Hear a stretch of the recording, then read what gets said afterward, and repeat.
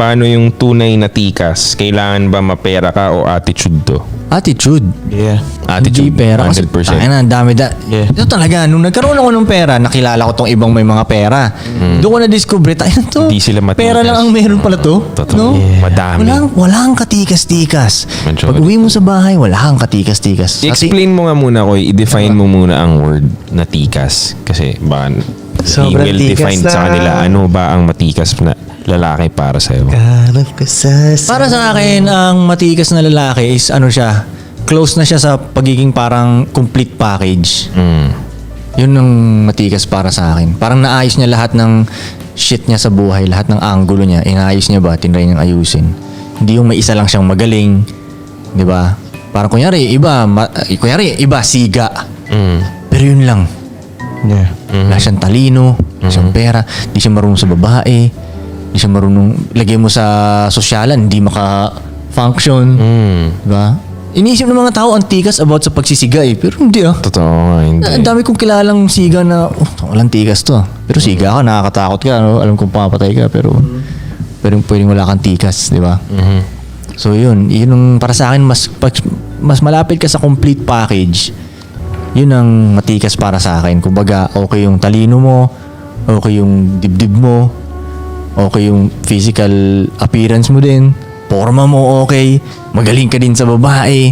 Importante pa yung para sa akin yung marunong ka sa babae. Kasi alam mo tol, kaya importante para sa akin yung marunong ka sa babae.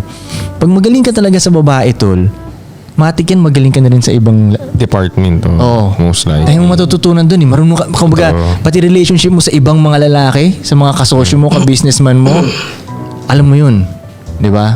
Kaya importante sa akin yun ang matuto about sa babae. Madami ka talaga matututunan. Yung discipline pa lang eh. Totoo. Hindi ka makaka-handle ng isang, parang yan, kaya mayroon akong 3 babae. Hindi ko magagawa to kung mahina ang discipline ko eh. Imposible eh. Di ba? Hindi susunod sa akin yung mga yan kung yung sarili ko nga, hindi ko mapasunod. Hindi ko ma-lead yung sarili ko eh. Di ba? So yun, para sa akin ng matikas, ganun, complete package halos. Na kaya pati combat skills, ganun. Yun nga pa nga ang kailangan kong, di ba? Kailangan tayo mag-enroll ng boxing. Kayo, dalawang nag-boxing na kayo, di ba? Si Dudong, pag sasumuhin ko to. Jiu-jitsu na lang, Koy. Hanap ako ng sumo school. Koy, gusto ko jiu-jitsu. Jiu-jitsu, dahil lang yan. Ay, Jeet Kondo. So yun ang, ano bang tanong? Yun lang. Kung kailangan ba mapera ka or attitude ng tikas. Wala, tol. So, attitude Tangina. siya. Hindi ko lang sabihin kung sino. Meron akong kilalang gano'n na mapera siya. Pinag-usapan natin isang beses, mapera Okay. siya. Sinasabi mo, Koy, tinan mo yung lifestyle nito, pa ibang bansa siya. tama. Tinitingnan ko, walang katikas-tikas. katikas-tikas. Totoo. Dami niyang pera talaga, tol ha. Marami siyang pera.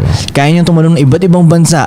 Pero kung titingnan mo, ayaw siyang maging ng mga ibang lalaki. Ayaw siyang idolin ng ibang lalaki. Yung mga walang babaeng nababaliw sa kanya. Walang katikas-tikas talaga. Pag nakita Una, mo, walang respect. Yung walang palang respect yung mga tao. Pag walang respect sa'yo, paano ka matatawag na matikas? Wala.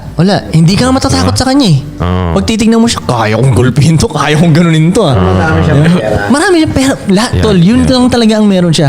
Karakter din, wala. Parang hindi pag tinignan mo, parang hindi niya kayang kumuha ng loob ng ganun-ganun lang.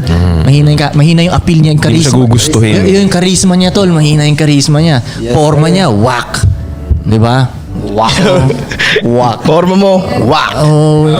Girl, bitch. Wak. Yung hawi ng buko niya, whack. Sagutin ko yun, Koy. Ano? Pinakamadaming example, madaming Pinoy na madaming pera, pero kung papansinin nyo, under sila sa asawa nila. Ayun. Yun, sagot yun. Isa pa yun. Pero sa mata nila, akala kasi nila cute yun eh. Na maging under ka sa asawa mo eh.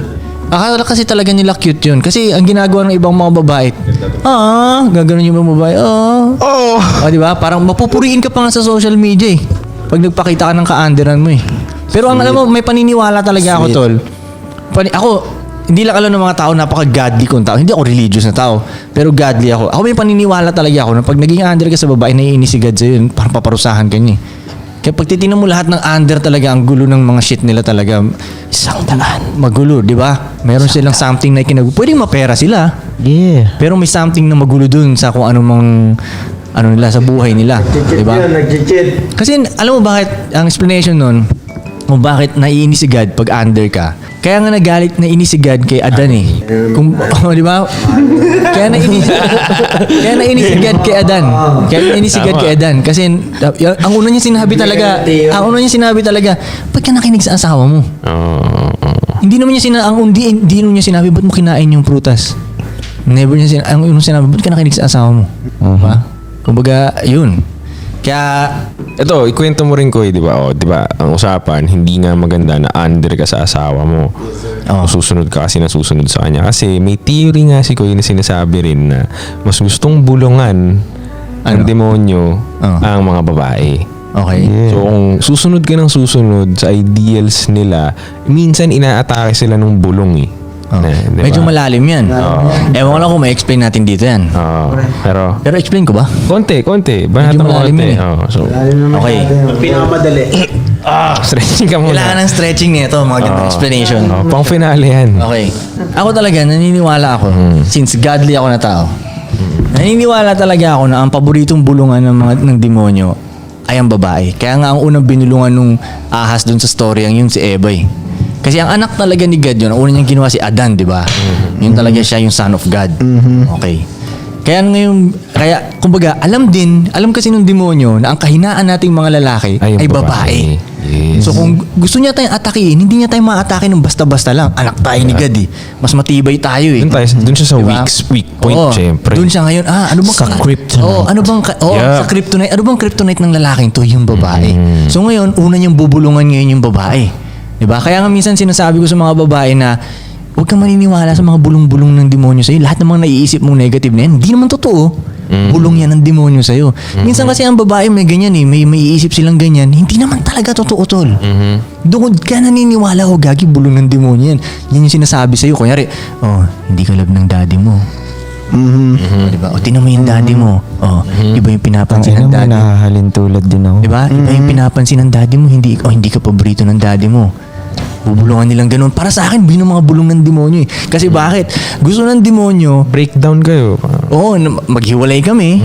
Gusto rin ng demonyo na hindi ako maging successful. Kasi ang lalaki na merong maayos talagang babae na talagang nakasupport yung babae niya sa kanya and everything, mas madaling magiging successful yung lalaking yun. Diba? So ngayon, kung wala yung lalaking yun, ng ganung klaseng babae, mas medyo mahihirapan siyang umangat ngayon. Tama. Diba? Kung gagawin ng demonyo na sakit sa ulo tong babaeng to, Babagsak siya. babagsak to si lalaki. Kaya nga Babagsak babae ang pinapadala sa mga empire para sirain yung empire, di ba? Exactly. Padala So, ka manira ng empire. Padala ka nito. Kahit sa pelikula, di ba? Padala ka ng babae. Pag may babae na dumating sa story, nagkagulo-gulo, di ba? Kung iisipin mo, tayo na kung hindi sumulpot sa story to, okay lang itong mga... Exactly. Madalas Okay nga lang ganun eh. lalaki. Usually nga, pinag-aawayan, babae. Diba? Babae ang ganun. punot dulo pag tinrace mo madalas. Kaya para sa akin yung paboritong bulungan ng demonyo ang babae. Kasi, ewan ko kung bakit. Pero, basta Kaya ganun huwag kang siguro. magpapa-under. Yun yung Ako para sa akin. bottom eh. Huwag kang magpapa-under. Alam mo, sa tol, kaya kanya. minsan, sinasabi ko sa mga babae ko na, sinasabi ko na, huwag kang magpabulong. Protektahan mo ko. Yung pagiging good vibes mo, pagiging masayahin mo, good energy, yun ang pamprotekta mo talaga sa akin. Yun nga daw ang function ng babae, yung good heart nila, sila ang parang protect, yung energy nila yung nakaka-protect ngayon dun sa lalaki nila kapag in good faith sila, parang good yung energy na pinoprovide nila, sila yun yung magbabalot sa'yo ng parang Kasi protective una yun nga ang silbi nyo para sa akin eh. Kayo ang paghuhugutan ko ng good vibes kasi yung mundo naming mga lalaki, gera galing talaga. kaming digmaan, nagko-conquer kami. digmaan eh, di ba? We conquer. Talaga, conquer naman talaga We ang kill lalaki. and conquer. Kumbaga sa mundong ngayon, hindi naman kill na laging Hindi literal na kill. patay Pero na tao, nakikipagpatayan kami sa negosyo. Kumbaga, Exactly. negosyo tayong lahat, papatayin ko yung negosyo mo. Exactly. Diba? Conquer tayo dito. Yep. Parang yung mga ibang rappers. You kill or you get killed. Itaob ko yung ibang rappers. Yun naman totoo. talaga ang nature ng lalaki. So magulo na yung nature ng lalaki. Yun So din pag- talaga ang negosyo. Oo, yun din ang negosyo So, talaga, di ba? businessman Patayan yan. talaga, Any di ba? businessman yan. Tatry mo, yung ibang brand, kailangan mong patayin. Ganun naman talaga eh. Yep. So, Or papatayin ka nila. so pag uwi mo ng bahay, yun pa yun, isa pa yun, gusto kang patayin ng mga kalaban Okay, mo. ayaw mo naman sila patayin Isipin mo talaga gano'ng eh. ka-stressful yun, yung negosyo mo, gustong pabagsakin ng iba. Oo. Kahit itong rap game lang naman na to, yan. yung ibang rappers, ang mission nila, pabagsakin ako, kasi syempre sila aangat eh. Yep. Yeah. Di ba? So, ganun yung mundo namin. So, pag uuwi kami sa bahay, sa babae namin, ang hanap namin dito good energy na. Kumbaga peace na. Di ba? Ganon. Ayaw na namin ng isa pang magdidikta sa amin. Alangan nung uwi kami. Ayaw mo pa ng gera ulit. Oo, isa pang Gigera gera na naman ako dito. Oo. Di ba? So yun, pag yung babae hindi maayos, yung mahirapan si lalaki yung gumalaw talaga. Yun ang para sa akin. Paboritong bulungan ng demonyo. Ang Ayun, tanong ko eh. babae. Diba? So wag kang, para sa akin, Magpapa-under din. wag kang magiging under kasi una, explain ko rin kung bakit naiinis si God nun Kasi sa tingin niya, anak ka niya. So, isipin mo, anak ka talaga ni God. Kung si Jesus Christ, makita mo under, anong isipin mo? Tama. Oo. Under, Jesus, under. Pinapauwi. Si Jesus, pinauwi ng asawa niya. Ano isipin mo, di ba? Tama na. Hindi mo na idol si Jesus na. Ay, sabi, isipin mo tol. Hindi mo na siya idol nun. Isipin mo, nasa last supper sila. Bilang sabihin May Jesus. meeting sila. Sabi niya, after last supper. Uwi na ako, Peter. Kasi, Nagpadala na ng messenger eh. Oo, papel pa ni messenger, no? Bata, may dalang ano. Uwi ka na daw. Uwi ka na daw. Anong oras na? Ay, uwi na ako pinauwi na ako. Di ba? Oo, tol. Anak ka nga ni God eh. Hindi ka pwedeng maging under. Anak ka nga ni God eh. Ikaw nga yung pinanganak para mag-lead Wow. eh. Oo. Lead sa inyo, nung Yes. family mo, nung babae, nung... Actually, yun yung sa mga maliliit na Ano, laki ka? Mahirapan mag-digest yung iba na ito. Ayos lang yun. Okay lang yan. Tol, Pero di yung para sa sinabi lahat. mo nga na pinanganak ka para mag-lead, yun yung sa mga maliliit na lead yun. Babae mo, pamilya mo. Yeah. Lahat. Pero Oo. pag sa mas malaking scale, yung mag-lead ka ng community. Yes, Di bansa. ba? Lead ka ng bansa. Big Yun ang purpose business mo or talaga nun. something. Yun ang anak ni God. Yeah. Sir. Yun ang galawan ng anak ni God talaga. Di ba? Kaya every time na umaasta ka, hindi anak ni God, nababad trip si God sa'yo, hindi ka niya binibless. Ito. Para sa akin, may mga paborito talaga si God. Yun yung mga sumusunod-sunod sa kanya. Tama. Diba? Yun yung umaastang anak ni God. Alam mo yun? Parang sa maliliit pa lang na let's say, kunyari, lalabas ka ng bahay na malinis ka lagi. Yun ang anak ni God. Alam ka naman madumi yung anak ni God. Diba? Alam ka naman nakasandalo yung anak ni God tapos pula na shorts na Chicago Bulls. Hindi naman ganun. Diba? Imposible, diba? So yun, maiinis si God sa'yo every time na umaasta kang hindi anak ni God. So asta ka talaga ang anak ni God. Forma, tikas, pananalita mo, class mo, sipag mo. Isa pa yung tol, kung babasahin nyo talaga yung Book of Proverbs, laging sinasabi doon na yung mga tamad, ayaw ni God mga tamad talaga, tol. Ayaw talaga. Puro sipag talaga. Kaya nga sa tingin ko yung sino. Kaya kung sino- walang nangyayari sa tamad eh. pinaparusahan. Pinaparusahan. Nahihirapan Kaya yung mga sila. nagsisipag talaga, yun ang medyo natutuwa si God dun. Pero siguro nga sa tingin niya, hindi pa enough yan. Oo nga, masipag ka. Pero ayusin mo naman sarili mo. Kasi yung iba niya sobrang sipag. Pero Kurang na. hinahayaan nila katawan nila. Looks hindi nila inaayos. Di ba? Mapera ka pero hindi ka pa rin astang Oh, anak ni hindi. God eh. Parang ang gusto sa tingin ko, ang anak ni God, complete package. Anak ka nga ni God eh. So complete package ka, di ba? Tama. Binigay na nga niya lahat Matikas. dyan eh. Kukunin mo na lang. Oo, matikas, good looking, maporma, mabango. Di ba? Magaling magsalita, maangas. Di ba? Lahat ng galawan mo, maangas, ganyan.